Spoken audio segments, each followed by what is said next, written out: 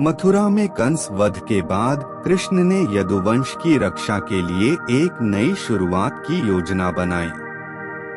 बार बार होने वाले युद्ध और हमलों से जनता थक चुकी थी। तब कृष्ण ने समुद्र तट पर एक अद्भुत नगरी बसाने का संकल्प लिया। यही नगरी आगे चलकर द्वारका कहलाई। कृष्ण ने समुद्र देव से प्रार्थना की और समुद्र ने अपनी भूमि का एक हिस्सा यदुवंश को प्रदान किया। इस भूमि पर विशाल महलों, मंदिरों और गलियों से सजी एक भव्य नगरी का निर्माण आरंभ हुआ। विश्वकर्मा ने स्वयं इस नगर का निर्माण किया। सोने, रत्न और संगमरमर से बनी इमारतें इसे धरती पर स्वर्ग के समान बनाती थीं। हर गली में धर्म और संस्कृति की झलक थी। द्वारका केवल एक शहर नहीं, बल्कि एक सुरक्षित आश्रय थी। यदुवंशी यहाँ आकर निश्चिंत होकर जीवन व्यतीत करने लगे।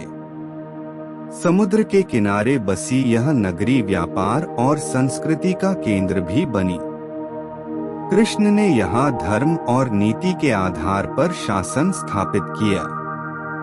उनका उद्देश्य केवल सत्ता नहीं, बल्कि प्रजा के कल्याण और धर्म की रक्षा करना था।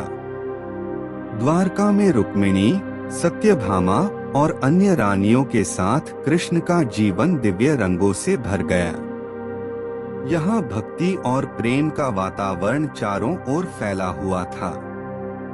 कृष्ण ने यहाँ से कई बार पांडवों की सहायता की और धर्म की रक्षा के लिए मार्गदर्शन दिया। द्वारका वास्तव में धर्म और कर्तव्य का केंद्र बनी।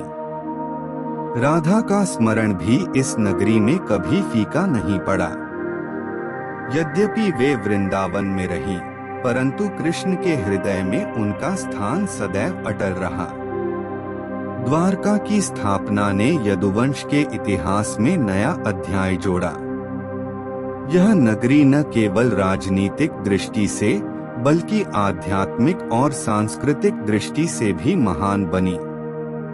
इस प्रकार द्वारका केवल ईंट और पत्थरों का शहर नहीं थी, बल्कि कृष्ण की दिव्य दृष्टि और धर्म की नींव पर खड़ी एक अमर नगरी थी।